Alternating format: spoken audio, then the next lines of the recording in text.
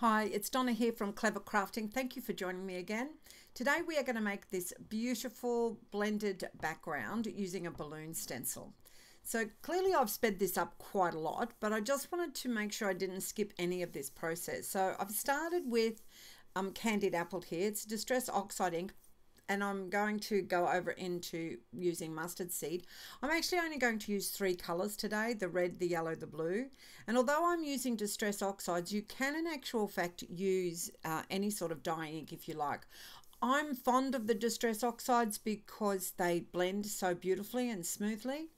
The other thing that's important when blending is choosing the correct card. Now here in Australia, I'm actually using quite an inexpensive top layer. It's a J. Burrows cardstock. It's a 250 GSM. It's really nice and smooth. It's polished. We get it from Officeworks here in Australia, and it's really quite inexpensive, but it's brilliant to blend on and do this type of work. It gives you a really good result because it's such a smooth surface. So you can see that what I'm doing as I'm blending here, and I'm using these 3 colors, I'm creating all of the colors of the rainbow.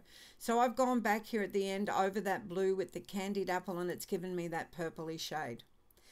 One of the important things about doing this type of technique is making sure that every level is really, really dry. So I've used my heat gun between times to make sure that when I add the next layer of color, it doesn't really mix with the color underneath. So I'm now moved over to a finger dauber. You saw that I used brushes in the first section, and now with the stencil I'm using the finger daubers to give me to add the color. You can see what I've done here. I've left this one in. I'm also going really fast. I make it darker at the bottom and then a little bit lighter at the top. So this is my first balloon stencil. So in this month's kit, which is made June for 2023, there's 2 balloon stencils, and they are designed to overlap one another so the balloons just slightly go over, but we'll see that in a moment. So you can see here that I dried it again. I made sure it was very dry. This is the other balloon stencil that I've just positioned, and I'm going to do the same thing. This time I'm actually going to go a little bit heavier with my Distress Oxide inks with my finger daubers over the top. I'm still only using the 3 colors, and I do mix them. You'll see in a little while that I do mix them to get different colored balloons. The mat that I've got in the background, by the way, is just a mat that I got from Aldi here in Australia. It's a silicone mat, so when I'm stenciling on it, the stencil doesn't move and my paper doesn't move either, so I love it. It's great. So you can see the results there. Now even with the dye ink, you'll get that lovely finish where you can actually see it's like translucent through one another. So I can see here that what I decided was too many yellows, so I just used my brush to get a bit of the blue to make it a green color, but there just really wasn't enough on there. So I just used my finger dauber without adding any more ink to give me that greeny color.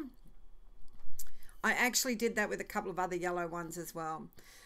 I made sure that they were really, really dry, and then to test that, you saw me just putting embossing powder over the top because I now want to emboss some of these balloons. So I've added some embossing powder. This is an embossing buddy that I've just put over the top, and making sure that I'm getting rid of all of the static.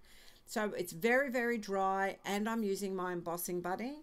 So now what I'm doing is I'm putting on my stencil again. So this was the last one that I used, but you could use either one. You just need to line it up with the balloons. And I'm literally just pressing my Versamark ink through. Now I did have to take my stencil off and put it back on a couple of times because I noticed that there was some that I'd missed. But now that I've got them all, I'm just going to, you can see, put clear embossing powder over. Now this, as I said, is only just covered some of the balloons, not all of the balloons, because I didn't want all of the balloons covered. I wanted some to have that matte finish and some to have the lovely shiny finish. So once I've done that, I'm just heating it up with my heat gun. I made sure my heat gun was really nice and hot before I started using this. So I ran it for a good 30 to 40 seconds before I started. And you can see where the embossing powder is. When I heat it, that ink goes a little bit darker, which is lovely. It gives a really nice effect. So just tidying that up, and when we turn it around, you can actually see a bit of the shine there, which is great. But I think I move it around a little bit. Yep, there we go. You can see that shine. Now this, of course, the embossing part you do not have to do, because even without that, it's beautiful. So I've just cut these at about 5 centimeters wide. Now that was a 10.5 centimeter width piece that I started with, and I'm just cutting them down to about 5 centimeters. All we need to do now is pop this strip on the front of the card. I'm putting it directly on the card here, but a couple of the others that I made, I've got some photos at the end of a couple of the others. I actually stuck on some cereal box first to give it a little bit of height, a bit of dimension. Now I've just cut some skinny black strips and I'm going to stick them down either side. When I was doing my class, one of my ladies said, why did we not just do a matte layer? You could have just put a black matte layer if you wanted. I like the idea of the strips in this particular case because it keeps it all nice and flat, and it's just a different look, a different technique. So strips on either side, and then I'm just going to trim them, use my scissors to trim them from the bottom. I open the card up so I can see on the inside, and just going to snip those off to keep it nice and neat.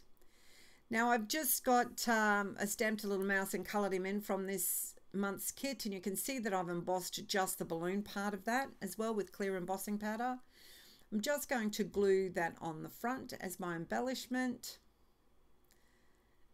He's such a cute little mouse. I'm really enjoying all the little mice this month. So, and here's the finished product. So I just did a happy birthday stamp and cut it with a banner tail and stuck it on the front of my card. Nice and simple. So I've got a few still shots here for you to have a look at of the card that really show that lovely shine and the beautiful color. As I mentioned earlier in the video, you don't have to use the Distress Oxides. You can use any dye inks. So I did do one of the cards with Simon Hurley inks, and once again I just used 3 colors. So I think that that is coming up. I did one that I did with lighter shades of Distress Oxide, which that one was. I used quite light shades, and I did use a couple of different colors in that one as well. This one was just 3 colors, darker colors, and this one I think is the one that I did with the Simon Hurley dye inks. So you can see that that one is quite vibrant. None of these, of course, have any of the embossing powder on except the last one here. So thank you very much for joining me today. I look forward to seeing you again. Stay safe and happy crafting.